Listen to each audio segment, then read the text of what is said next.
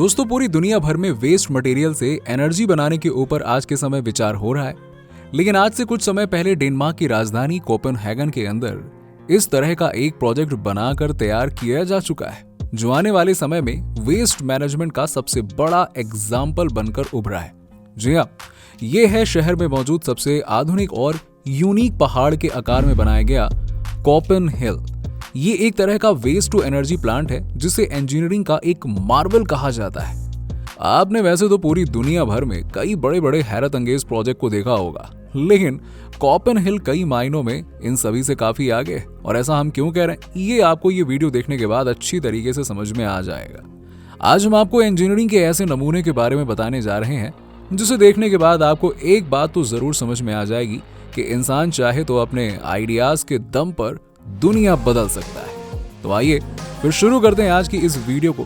लेकिन हाँ, वीडियो शुरू करें इससे पहले अगर आप चैनल पर पहली बार आए हैं तो हमारे चैनल को सब्सक्राइब करके बेल आइकन का बटन दबा दीजिएगा, ताकि आने वाली वीडियोस के अपडेट्स आपको ऐसे ही मिलते रहें।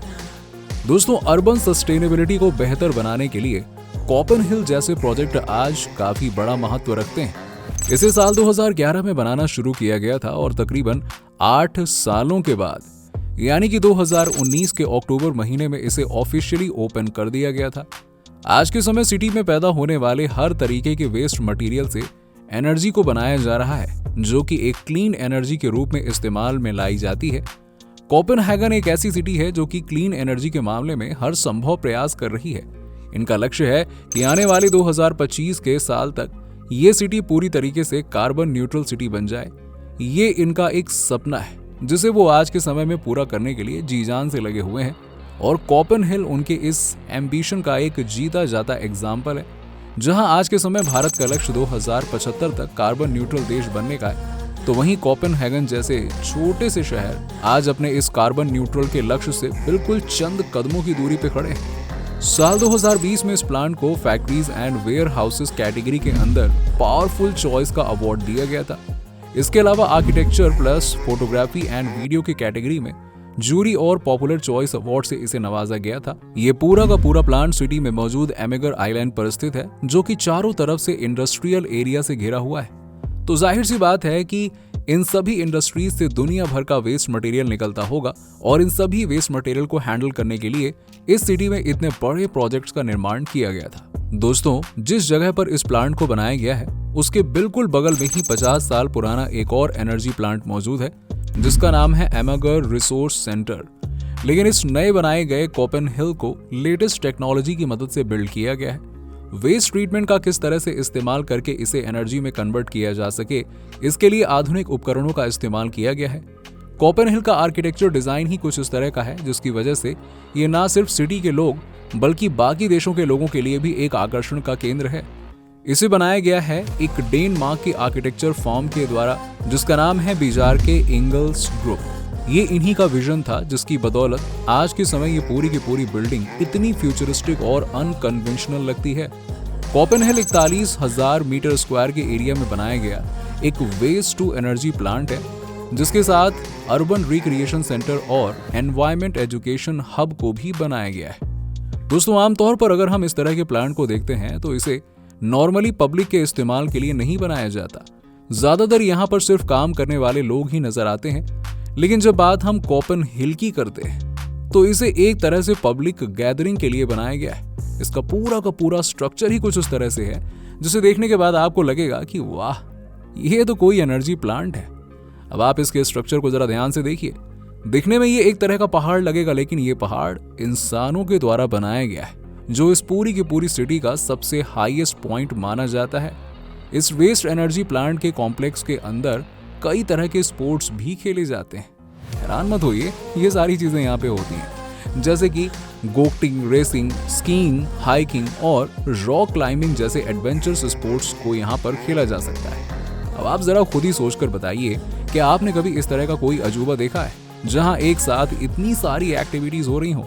एक तरफ यहाँ पर नेचर को हिल करने के लिए प्लांट के अंदर तरह तरह के प्रोसेस की मदद से वेस्ट मटेरियल को क्लीन एनर्जी में कन्वर्ट किया जाता है, तो वहीं इसके बाहर आपको लोगों की ऐसी भीड़ दिखाई देगी कि आपको लगेगा कि आप किसी पार्क में घूम रहे हैं। दोस्तों, यही सबसे बड़ा रीजन है कि आज के समय इस पूरे मॉडल को दुनिया भर में डिस्कस किया जा रहा है। ये इंसानों द्वारा इनोवेशन की एक ऐसी मिसाल है जिसे आज के समय हर कोई अपनाने की होड़ में है। कोपेनहेगन एक ऐसा शहर है जहां पर आपको पहाड़ नजर नहीं आएंगे, लेकिन इस कोपेनहिल प्रोजेक्ट के बनने के बाद यहाँ रहने वाले लोग भी आज अपनी ही सिटी में एक आर्टिफिशियल पहाड़ के ऊपर जाकर कई तरह के एडवेंचर कर सकते हैं।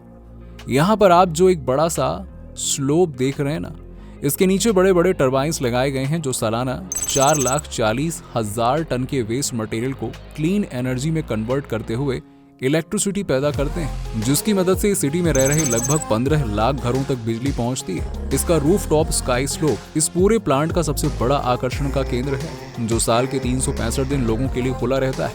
ये पूरी बिल्डिंग तकरीबन 85 मीटर ऊंची है और इसके अलावा 490 मीटर की स्काई स्लोप इस बिल्डिंग के छत पर बनाया गया है। दोस्तों, इस बिल्डिंग में बनाए गए स्काई स्लोप की बदौलत आज के समय इसे दुनिया का सबसे ऊंचा man made artificial sky slope का दर्जा हासिल है। यहाँ पर आपको हर मौसम में ऐसे लोग दिखाई देंगे जो इस स्काई स्कोप का मजा भरपूर लेते हैं और अपने इस एडवेंचर के तहत उन्हें कई तरह के चैलेंज भी फेस करने पड़ते हैं, ठीक उसी तरह जैसे नेचुरल स्लोप पर स्कायर्स को फेस करना पड़ता है। मतलब कि यहाँ पर आपको बिल्कुल रियलिस्टिक एक्सपीरियंस देखने को मिलता है। कोपेनहिल डेनमार्क एक ऐसा प्रोजेक्ट है जो उनके सस्टेनेबिलिटी को लेकर कमिटमेंट को अच्छी तरीके से दर्शाता है कि किस तरह ये देश आज के समय ग्रीन एनर्जी की तरफ तेजी से बढ़ रहा है। इस आधुनिक प्लांट के अंदर आपको कई तरह के एनवायरमेंटल फ्रेंडली फीचर्स मिलेंगे, जैसे कि इसके अंदर एक बायो फिल्टर लगाया गया है जिसकी मदद से इस प्लांट के अंदर जितने भी प्रोसेस होते हैं उससे बेहद ही कम अमाउंट का एमिशन इस प्लांट से बाहर निकलता है। दोस्तों, इस एनवायरमेंटल फ्रेंडली बायो फिल्टर की मदद से ही इस प्लांट के अंदर से निकलने वाली गैसेस का एनवायरमेंट के ऊपर कुछ खास फर्क नहीं पड़ता।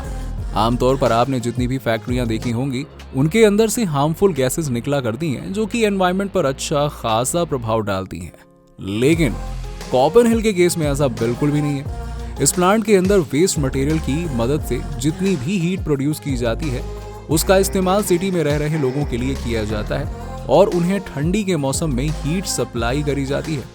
वेस्ट मटेरियल का सही तरीके से इस्तेमाल करने का ये तरीका बेहद शानदार है। क्या आपने कभी सोचा है कि इस तरीके के प्लांट के अंदर एक एजुकेशनल सेंटर भी मौजूद हो सकता है? खेलने कूदने की फैसिलिटी के बारे में तो चलो एक बार इंसान सोच भी ले, लेकिन जरा सोचिए एक एजुकेशन सेंटर भी इसके अंदर हो सकता है। इसका अनुमान शायद ही कोई लगा पाएगा। जो कोई भी इस प्लांट के अंदर आता है उसे वेस्ट मैनेजिंग, रिसाइकलिंग और सस्टेनेबल प्रोडक्शन के बारे में बहुत ही अच्छी तरीके से एक्सप्लेन किया जाता है, या ये कह लीजिए कि उन्हें एक तरह की नॉलेज प्रोवाइड करवाई जाती है। यहाँ तक कि स्कूल के कई सारे प्रोग्राम कराए जाते हैं जहाँ बच्चों को एनवायरमेंटल इश्यूज के बारे में अच्छे से बताया जाता है। आज के समय ये पूरा वेस्ट मैनेजमेंट प्लान एक तरह से पब्लिक सोशल हब की तरह बन चुका है, जहाँ फिजिकल एक्टिविटीज से लेकर रिलैक्सेशन जैसी एक्टिविटीज करी जाती है। तो दोस्तों, आपके हिसाब से क्या भारत में भी इस तरह का वेस्ट मटेरियल मैनेजमेंट सिस्टम होना चाहिए? अपना जवाब नीचे हमें कमेंट सेक्शन में लिखकर जरूर बताइएगा। इसके अलावा सस्टेनेबल एनर्जी को लेकर हम और कुछ क्या करते हैं, इसके बारे में भी अपना ओपिनियन जरूर शेयर करिएगा। और वीडियो अगर पसंद आई हो तो इसे लाइक शेयर करके हमारे चैनल को सब्सक्राइब जरूर कर लीजिएगा।